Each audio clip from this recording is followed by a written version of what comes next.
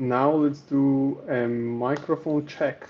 So for those of you who are early, you're witnessing Onely e-commerce webinar microphone check. You, Christian? Yeah.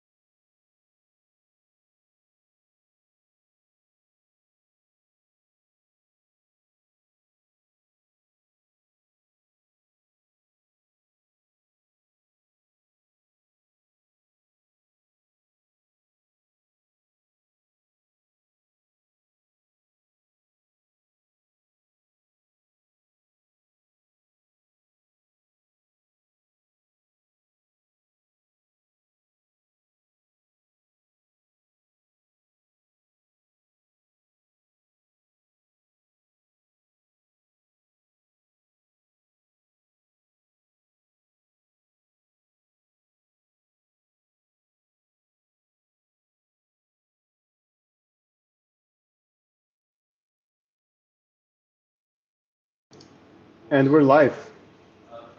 Hello, everyone.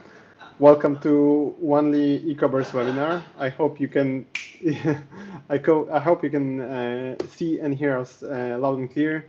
It's the first day when the Google Hangouts were discontinued for webinars, so we had to come up with a whole new logistics, and it seems to work for now.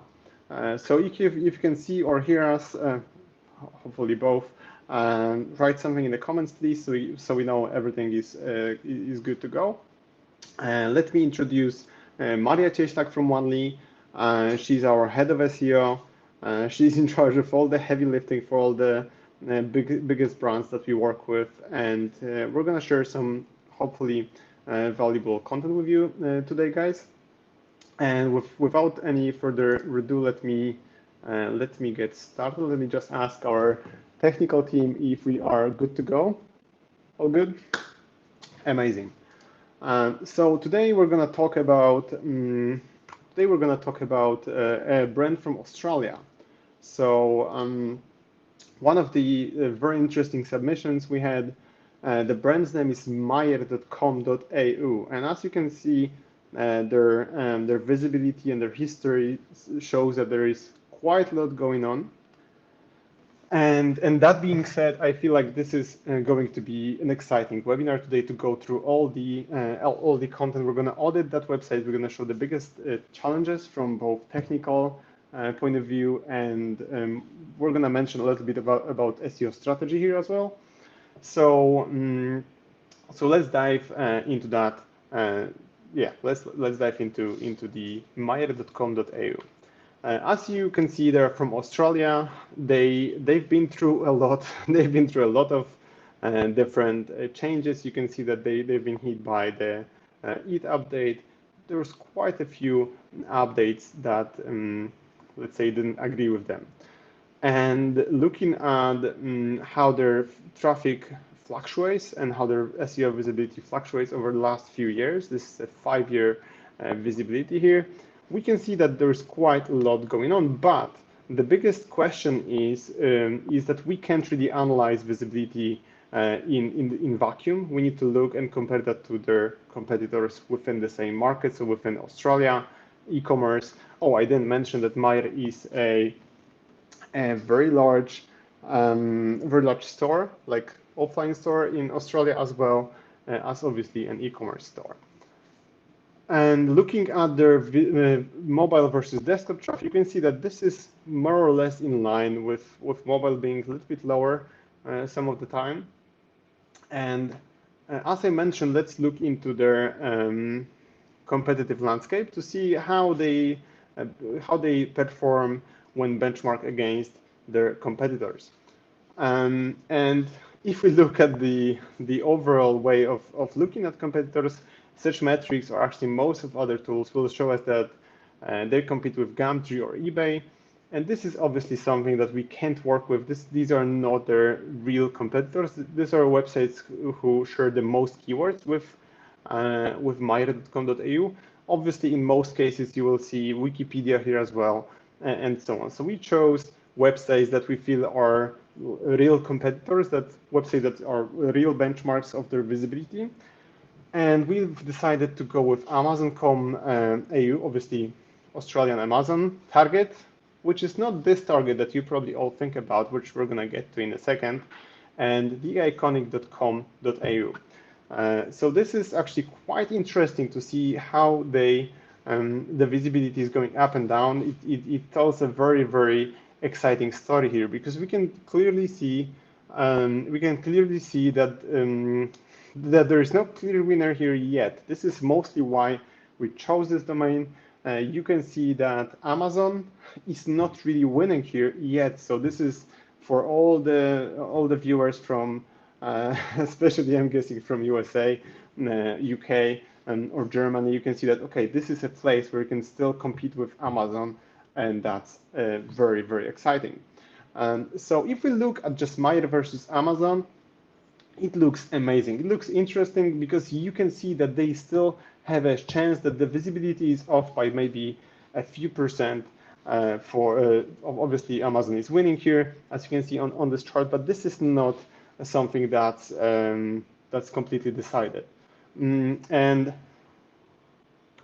at the same time, oh, sorry, everyone can see my deck? Oh, yeah, also working. So yeah, so you can see my screen. That's good. So Myer is also competing with Target, and I was completely sold that this is the Target I know from States, from USA, the Target you would go to buy groceries, but this is not the same store. This is actually even logo of this Target, Australian Target, is similar, but this is not the same. But we'll get to that. And the Iconic is the biggest organic competitor of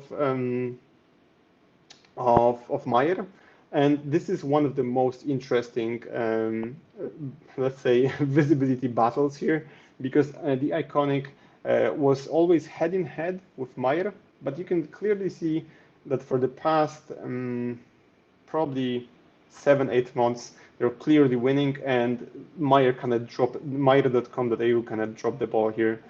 So this is something to address as soon as possible. So as I already mentioned, they're facing a very, very unique challenge. This is why we chose Myer.com.au from all the submissions. And thank you so much to the Myer team for submitting that domain. This is a very exciting challenge. They're facing that, and I'm guessing we're all rooting for Myer.com.au here in this example, because none of us in e-commerce industry like seeing Amazon winning everywhere. And if we look at that, obviously addressing the Amazon issue, Amazon is killing e-commerce all over the world. They even show Jeff Bezos as the Terminator. So this is a problem. At the same time, Amazon just entered Australia. This is very exciting. Here in Poland, we don't really have Amazon yet. So this is something that's still ahead of us, but we mostly work with e-commerce from States. So we know the problems. We're all struggling with that every single day with our clients. So we know that the struggle is real, to struggle against Amazon, especially that their whole business is designed just to starve out all of their competitors. This is even more exciting to talk about how Myer can win with Amazon on the technical SEO field. And again, this is a fun fact. Target here is not the same target. If we have anyone watching from USA, this is a different target. Target in Australia is Target's doppelganger, which is actually pretty funny. So in this scenario, to be completely real, we are not really competing against Amazon. In this case, we're catching up to Amazon. It's going to be very difficult to compete with Amazon on the business side of things, but here we're pretty confident that within the next few months, it's fairly possible, it's fairly, maybe not easy, but it's doable to catch up and win with Amazon on the field of technical SEO. That's why this is so exciting to hear today. So today we're going to go through only the most important issues and prioritize technical issues for Myer. That's usually what we do with e-commerce stores. When we work with them, we try to find the problems that are worth addressing straight away. And this is what we're going to do today. So with no further and what the goal of today's webinar is, and what the goal in our mind is for Myer.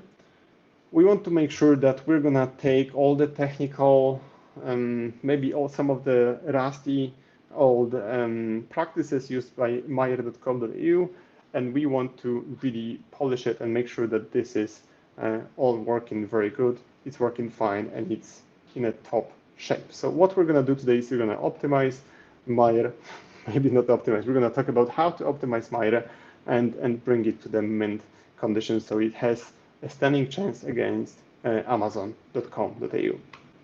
So let me introduce Maria. Now we have to somehow switch it to make Maria's screen visible. Here you go.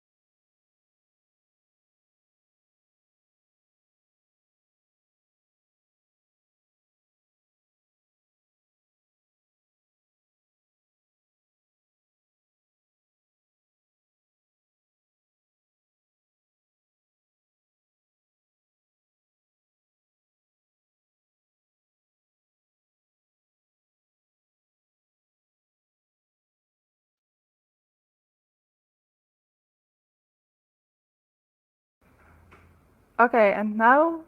No. Yeah? Yeah. Okay.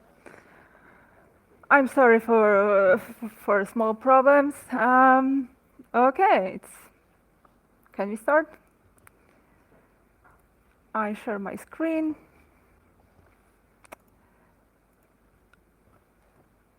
Okay, can you see my screen?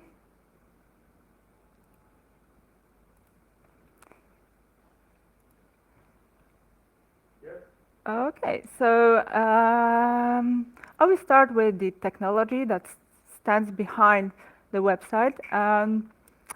The website is built with JavaScript framework. It's React. Um, it's React and with some sort of server-side rendering.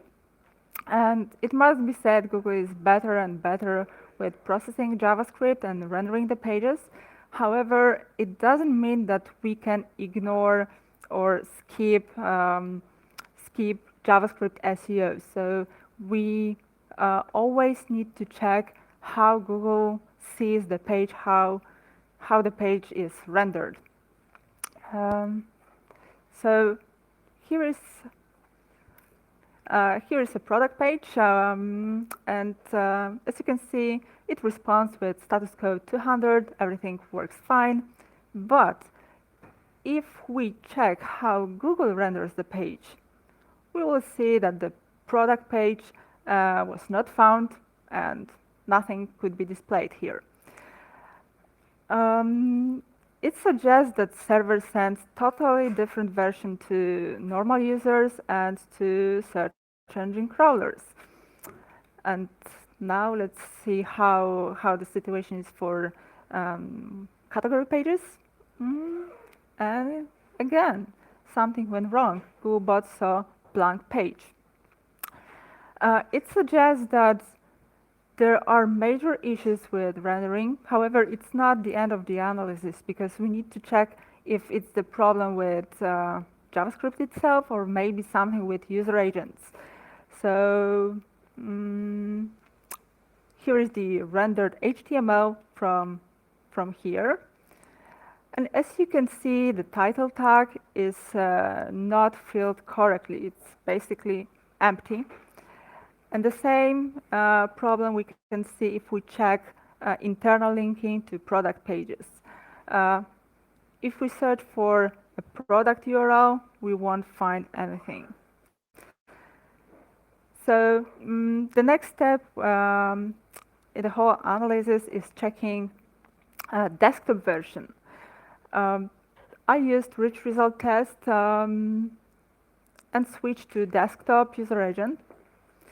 And here are the results. Some issues with the markups. However, the most interesting thing is the fact that DOM was properly built. So it seems that desktop Googlebot doesn't have any issues with processing JavaScript and creating rendered DOM. So I guess that the whole issue stands behind mobile version of the website and processing JavaScript for and sending the mobile version of the site. And interesting thing we could see on visibility chart that Bartosz presented is the fact that we can't see a sudden drop in visibility.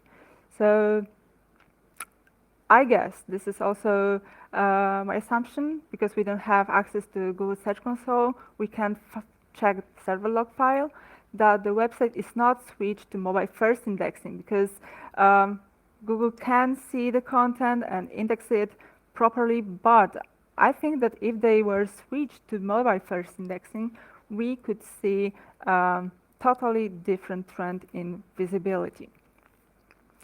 So here is a few action items that I could see in this area. First of all, run a few tests in mobile friendly tester and rich results tester to see how Google is the page. This is the first step.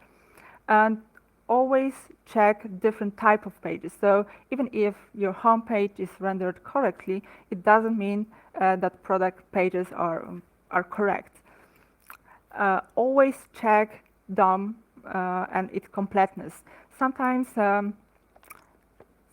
the page is not visually perfect, and Google says that it sometimes happens because there might be some delays on CSS file, or there might be some delays with downloading images. That's fine.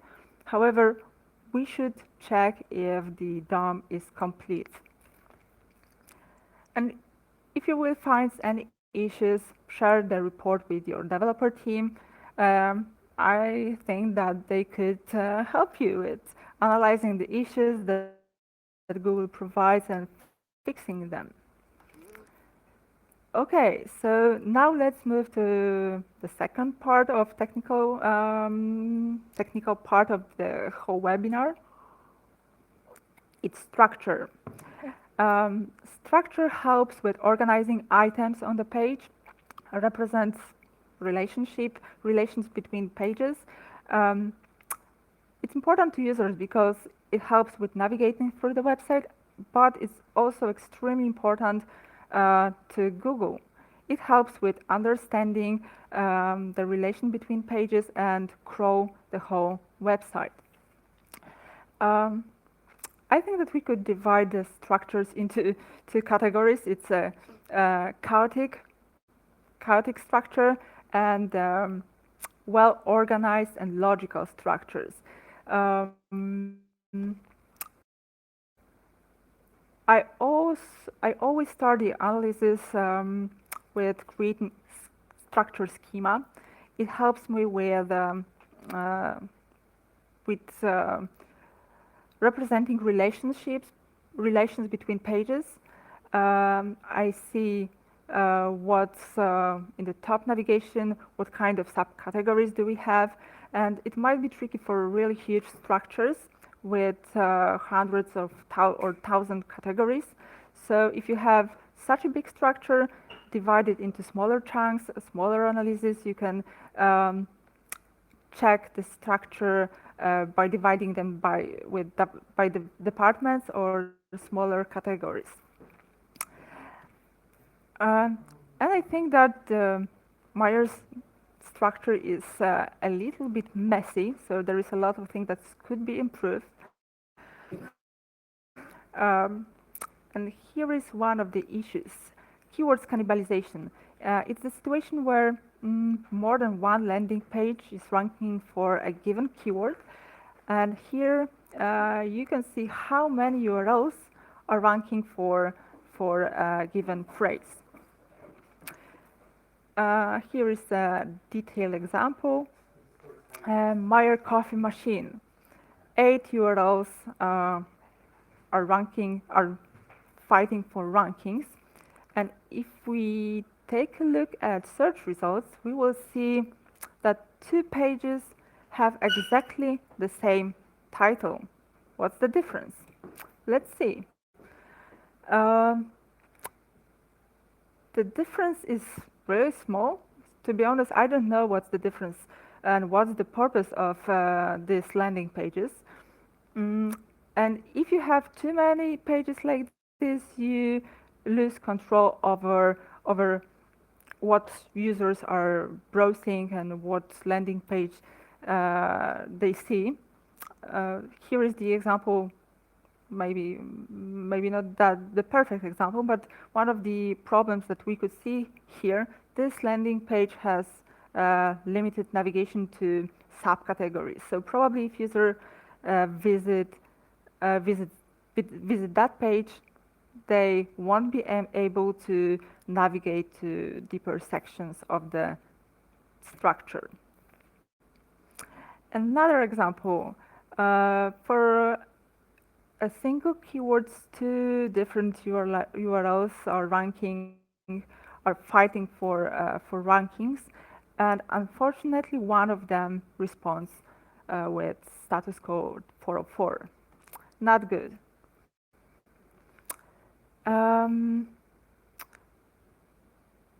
here we can see missed opportunities.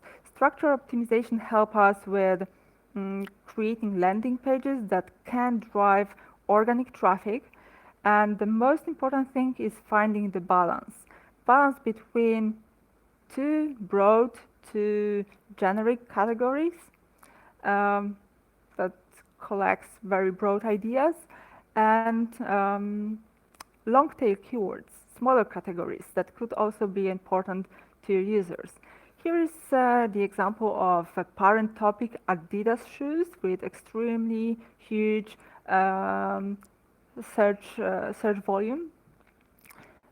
But if we go deeper, we will see that Adidas shoes for men could be a very nice keyword to rank for as a long tail phrase.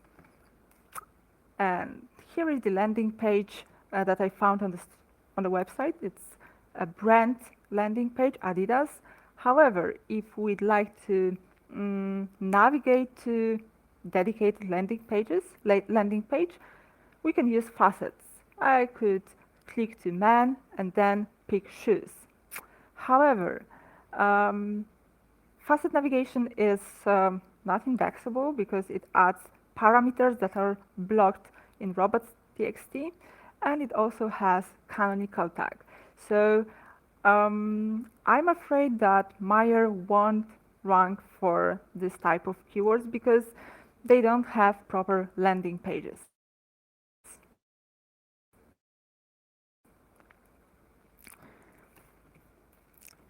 I'm sorry. Okay, and here's another example of missed opportunities. We're giving some navigational possibilities to users.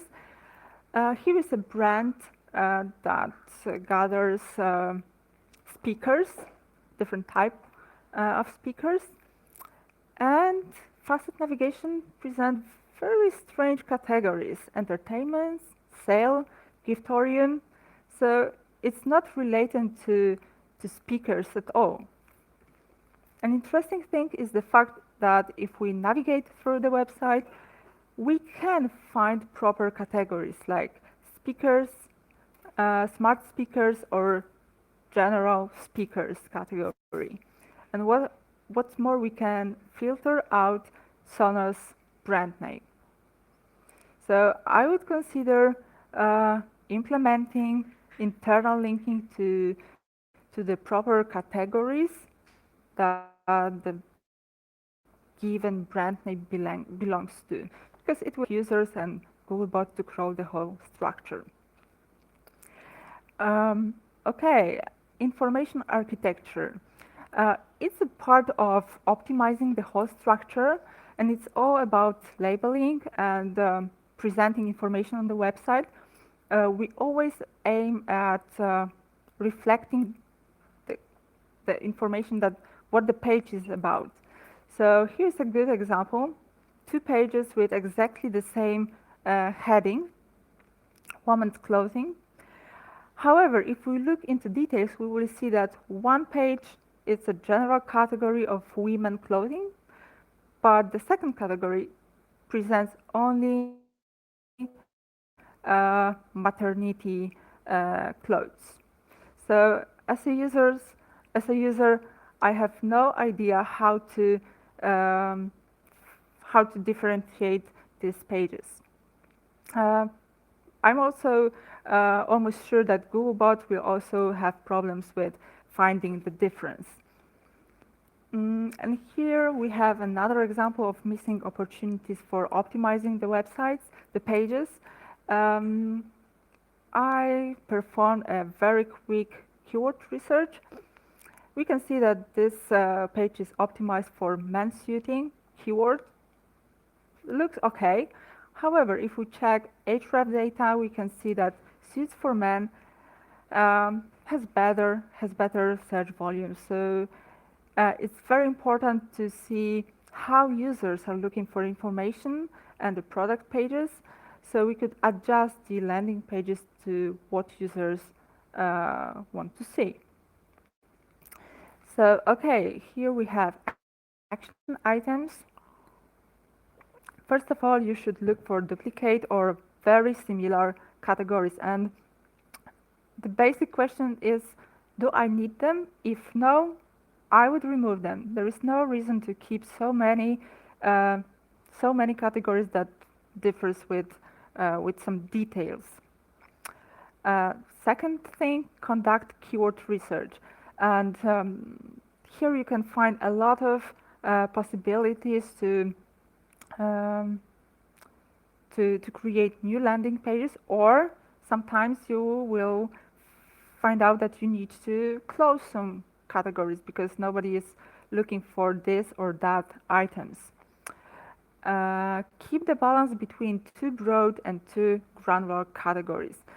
Creating too many granular categories might be risky because we will extend the structure to huge, our structure will be huge and I think extremely messy. And the last thing, optimize information architecture, headings, labels, everything what gives hints on what the page is about. Oh, the last thing, I'm sorry. And if you decide to implement any changes, remember about redirecting old URLs to the new equivalents. Okay, and here are dead ends of, I think every commerce have this type of problems and strategic decisions that should be made. So here is the sample crawl that I created, and we can see that the page has, I think, significant problem with duplicate titles. It suggests that there is a space for improvement. However, if you look into details, we will find a clear pattern for the duplicates. One of them is the fact that there is a lot of out-of-stock products. This product is no longer available. And the second problem is product variants. So here are 2 points that we need to. Here are two areas where we need to create the whole strategy. So what to do? And here is the example of out-of-stock product page, empty page, and it's indexable. And I would say that it's a thin page, so no value for users. Okay, so if we create the strategy for unavailable products, I will answer the question, will the product be back in the future? And the action items depends on the answer. If yes, let's keep the page as it is. Of course, you have to provide information that the page is temporarily out of stock or that you can buy. I would also add similar products that are available right now. So it could be user-friendly solution. If you know that there is a product that won't be available in the future, I would suggest 301 redirect to the parent category. Of course, if we can find the better equivalent. Here is the example of Zoopla. And I think that they have a very nice solution for unavailable offers. So if the offer is gone, they implement 301 redirect to city page, and what's more, they display the message that the property is no longer available. They can browse another offers. And the second solution, if you can't find better equivalent or you don't know where to redirect the page, you can just remove that product. And the second problem is product variants, very common issue on e-commerce sites. It affects product pages that are available in different sizes, different colors, etc. And it may result in duplication. Here is the example of search results, and as you can see, these pages are exactly the same. The only difference is the color of the item. What we can do with this problem? Probably keeping this product under separate URLs, indexable URLs, doesn't help users. And I would combine them and allow picking the color and the size with dynamic URLs and adding some kind of parameters like here. So the URL can be shared, of course, but it's not indexable. And we can also consider blocking this URL in robots.txt. And now it's time to go back to Bartosz. Hello again. Thank you so much, Maria. I really enjoyed your your part.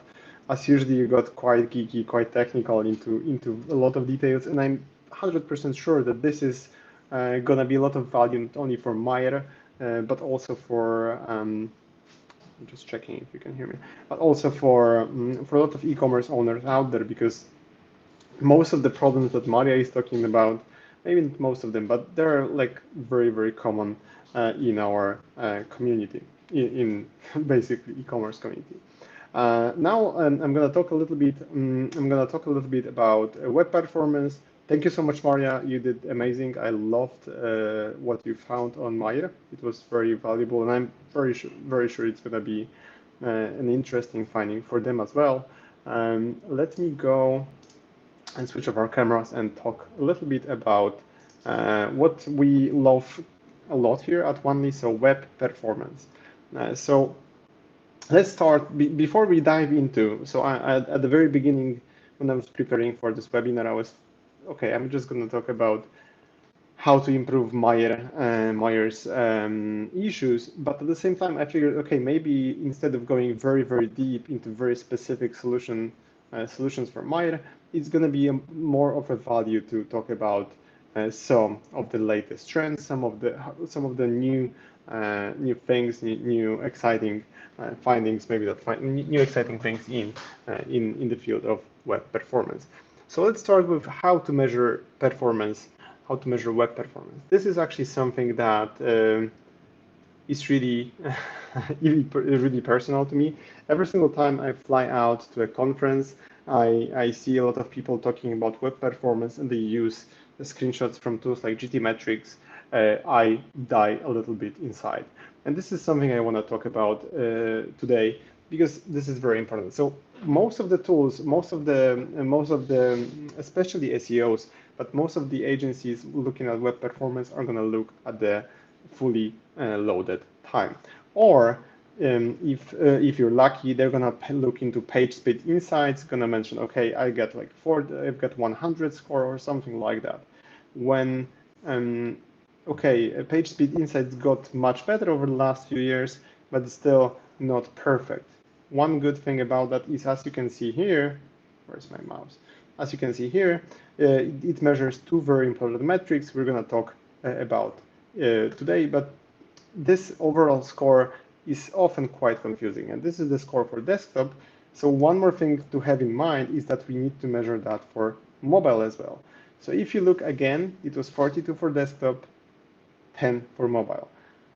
So this changes quite a bit. So this creates like a massive, massive difference.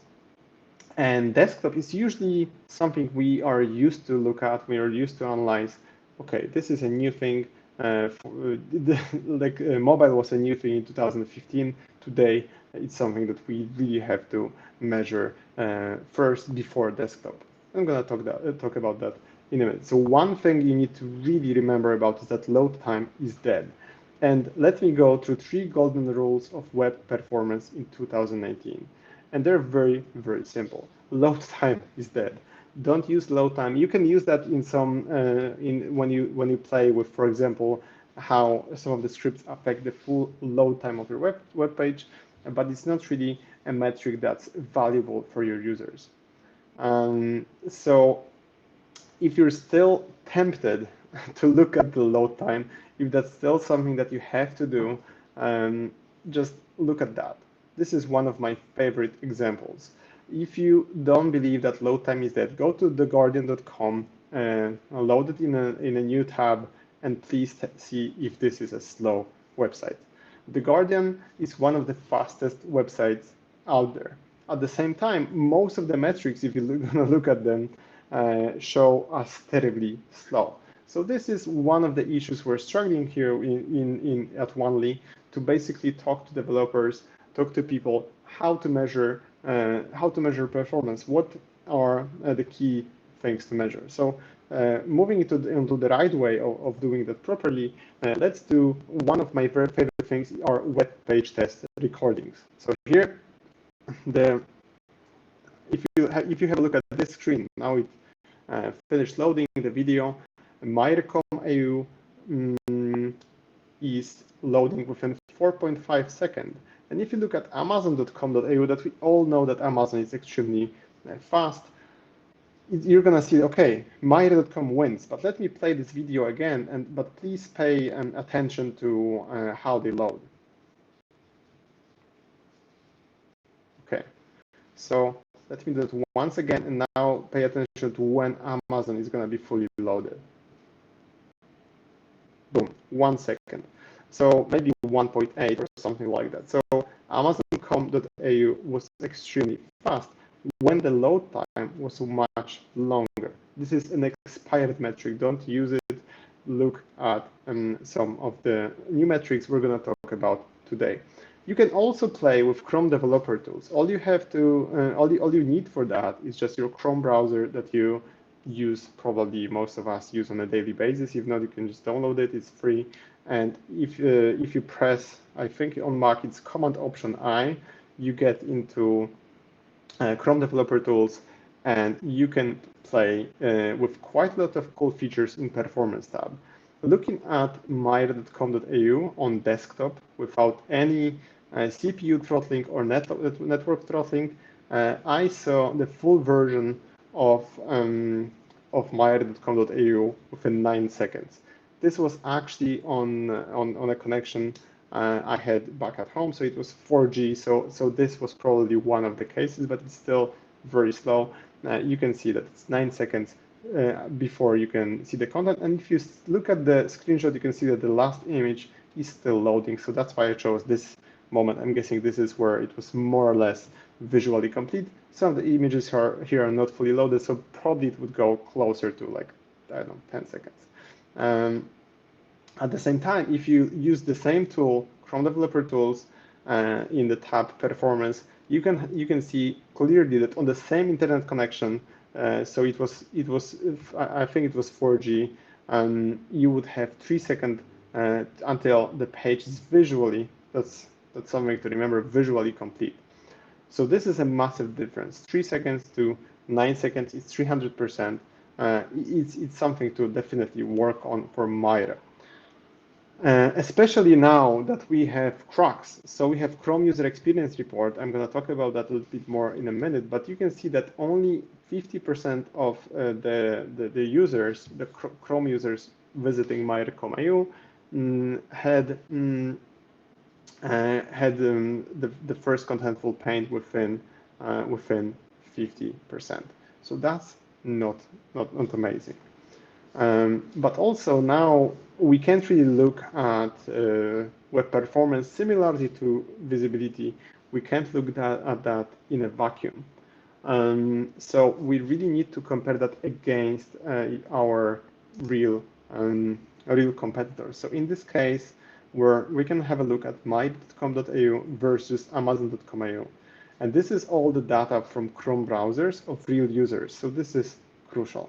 So you can see here, okay, Myer.com.au is not doing as well as Amazon, especially in the field of very slow first contentful paint. We can see, okay, for Amazon, it's only 6% of users who get very slow performance, and it's 14% for Myer.com.au. Moving forward,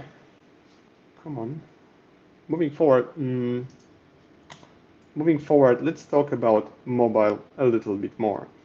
And with mobile, it's also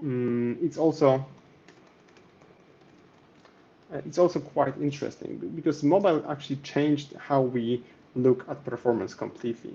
Because mobile is very difficult to measure on your machine. So here also Chrome user experience report comes to the rescue.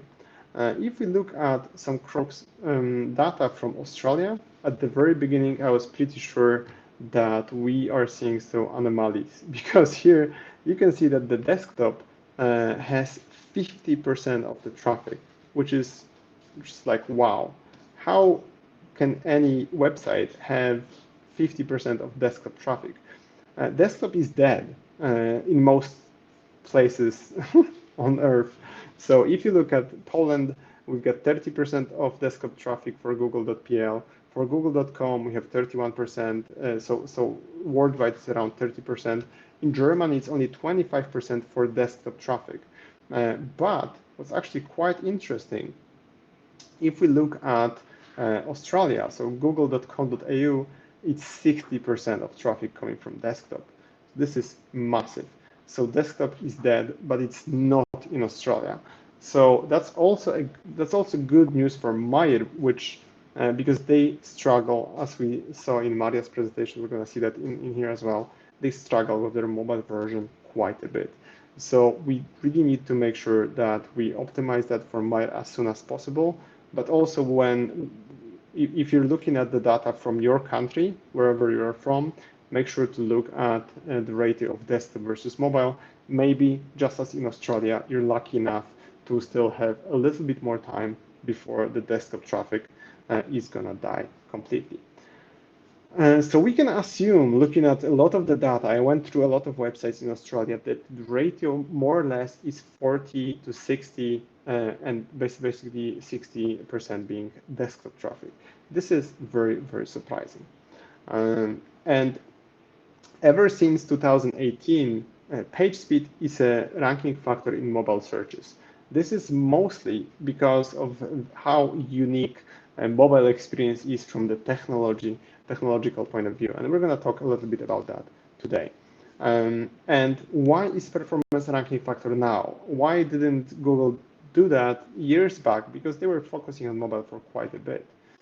It's very, very difficult. It's almost impossible to predict websites' performance on a mobile during crawls. Basically, every single user has a different mobile, and compared to desktop, mobile devices and their performance is very, very different across all the devices. So if you look at that, we need RUM. We need real user metrics, because that's the only way for you to figure out what's the exact audience. So if your audience is a little bit younger, you can expect that they could have a little bit more of a budget devices. If your audience is mature, if your audience is maybe more on the premium side, you can expect more of them to use iPhone X versus Motorola G4. So let's continue with that, and let's look into the Chrome user experience report a little bit more.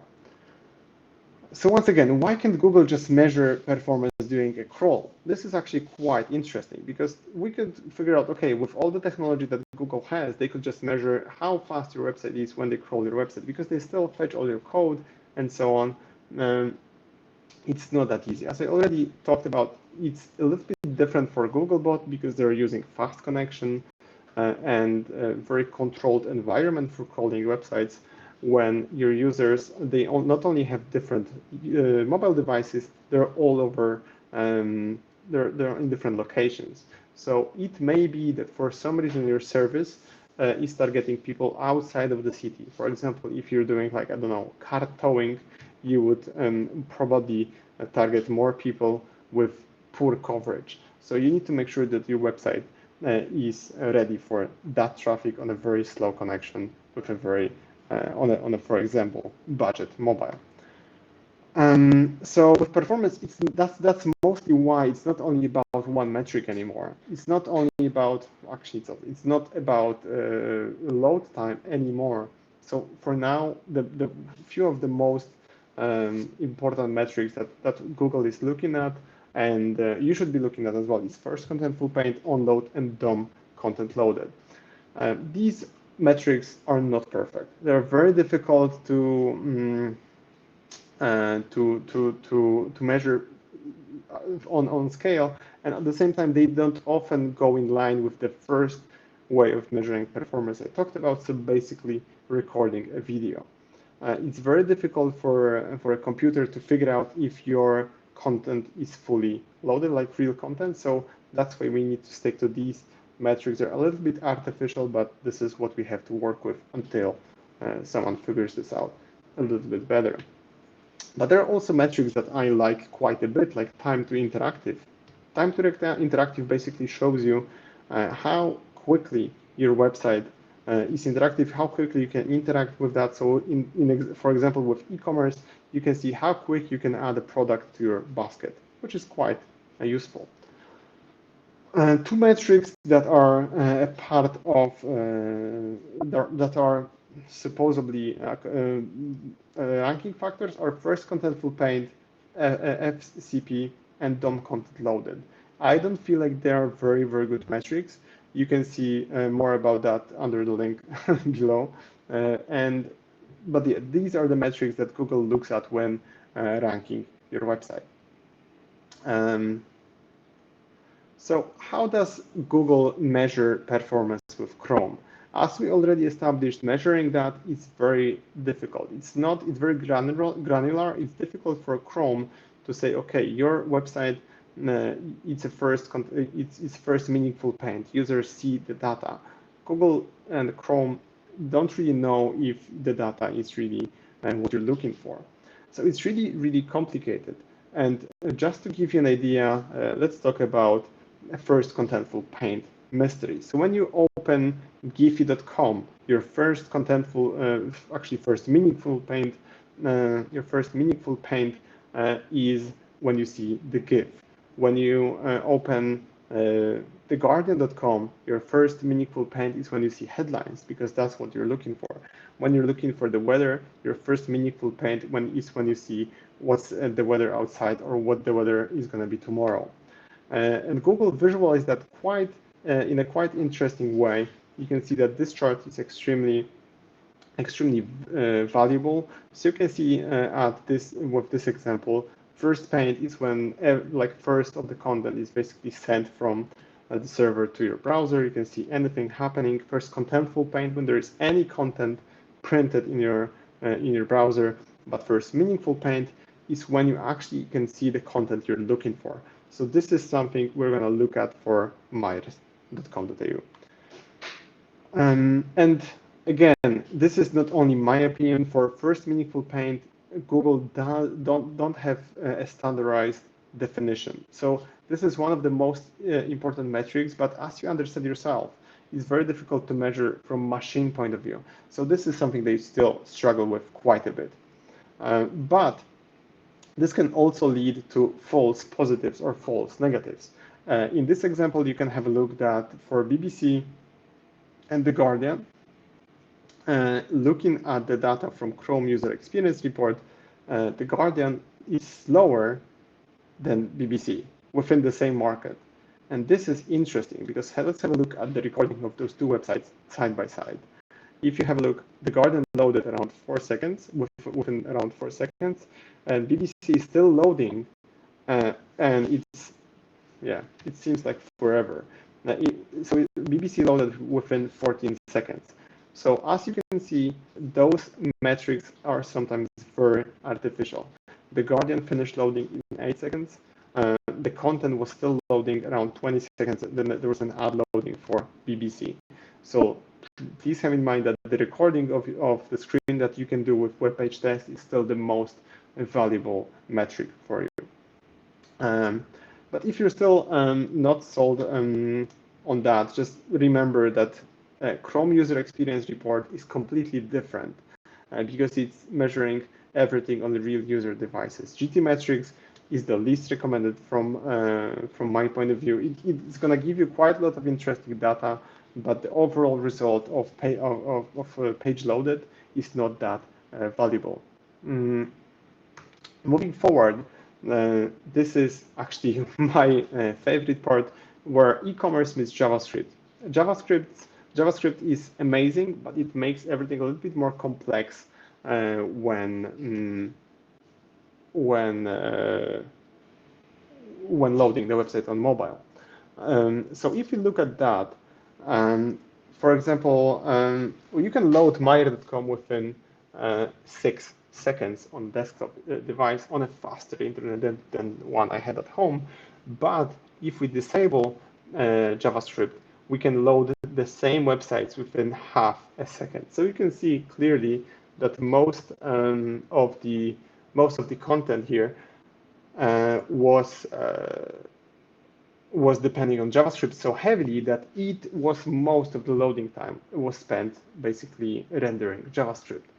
So unfortunately, if we disable JavaScript, your website is gonna load much quicker, but it works both ways. So what I mean by that is if we look at some of the data, we can slow down quite a lot of websites. We can slow down quite a lot of websites by simply slowing down their CPUs. And why would we do that? Mobile devices have much slower CPUs than desktops. So in this case, I use throttling, CPU throttling, to slow down my MacBook Pro, very powerful CPU, 6 times. So basically, I went to the level of more or less Motorola G4. And within that, with just this one simple, let's call it trick, I've made Myer.com load within, it's not even load, just have first meaningful paint within 30 seconds. So JavaScript and mobile are a very difficult mix. They are amazing, but you need to really know how to do it right. So we can say that if not used properly, JavaScript is e-commerce's kryptonite, but you can still do it properly with just some expertise in technical SEO and JavaScript SEO. Fun fact, the same website with CPU throttled fully loaded within 47 seconds. So this is really, really bad. Still, it was visually complete within 37 seconds. It's still quite bad with 3G network. So if we connect 3G network with a CPU slowdown, like we see on the screen here, it's going to be visually complete within 37 seconds. I can imagine, I've been to Australia, I can imagine that this is not an uncommon scenario. When you leave the big city, the coverage in Australia is quite shaky because of the size, and quite a lot of people are still using devices like Motorola G4. So make sure that this is not happening. Make sure that most of the content, especially the first view, is not depending on JavaScript as much as it is in case of Myer.com EU. This is fortunately a quick fix. From what I saw, just a quick look, JavaScript is in charge of loading the images on top of the website, on top of the page. So this is something I would definitely change. I wouldn't use JavaScript to have the first view of the website rendered. Just to finalize that, some of the action items from my end to catch up to Amazon is you definitely need to optimize JavaScript. Don't use it to load the first images that your visitors are gonna see, especially with Australia being very specific with mobile speed and mobile devices. Test on real user devices to avoid this kind of scenario. You still have quite a bit of time looking at how, I don't want to sound bad, but how far behind Australia is behind some other countries regarding the usage of mobile devices. Analyze internet connection speed of your users. This is something I couldn't find. I couldn't find exact data, so I only based that on my personal experience, but I know that in Australia, it's going to be mostly 3G connections or slower 4G. From Maria's point of view, make sure that Google can correctly render all the pages. So this Maria's findings are exactly the action items we need to make sure that Myer is winning with Amazon. That's something we really need to do. Those are fairly easy things to implement. Those aren't those aren't massive changes of the structure of this e-commerce store. Make sure that both mobile and version desktops are consistent. We saw the performance for mobile and performance for desktop. We can see that probably we can just assume that the migration to the mobile version or the deploy of the mobile version is not complete yet. Obviously, keyword research, so back to basics, but still, in case of Myer, you can win a lot of traffic with just this simple step. Clean up the structure. That's our and probably Maria's favorite part. She loves throwing out all the junk from most e-commerce stores we work with, because this drives a lot of traffic, a lot of results quickly. And information architecture. We confused AI with IA. Information architecture should represent content of the page, and keep an eye on duplicates, which is all extremely important within a structure this large as myer.com.au. Thank you so much. It was me and Maria Cieslak. We really appreciate this. Was our first webinar that we organized by ourselves. And if you have any questions, make sure to ask them in the chat, and we're here for a quick Q&A. If there are no questions, just email us, email Maria. I use Maria's email, so she gets all the emails. Email Maria, and we're more than happy to help you out. Christian, do we have any questions in the chat? Let me check it. We have a little bit of delay here with what we see live and what we see on YouTube. So let me just check if we have any questions in the chat. Okay, no questions. So, yeah, Christian, is it safe to wrap it today? Christian doesn't hear me. Probably he's gonna hear that in 40 seconds. When the delay is gonna catch up to him. So thank you so much. It was a pleasure hosting you within our first webinar. I'm sorry for all the tiny technical difficulties, but it was the first day when Google Hangouts were not available for YouTube, so I think we did fairly well, regardless of all that. Thank you so much, and have a great day or evening, depending on where you are.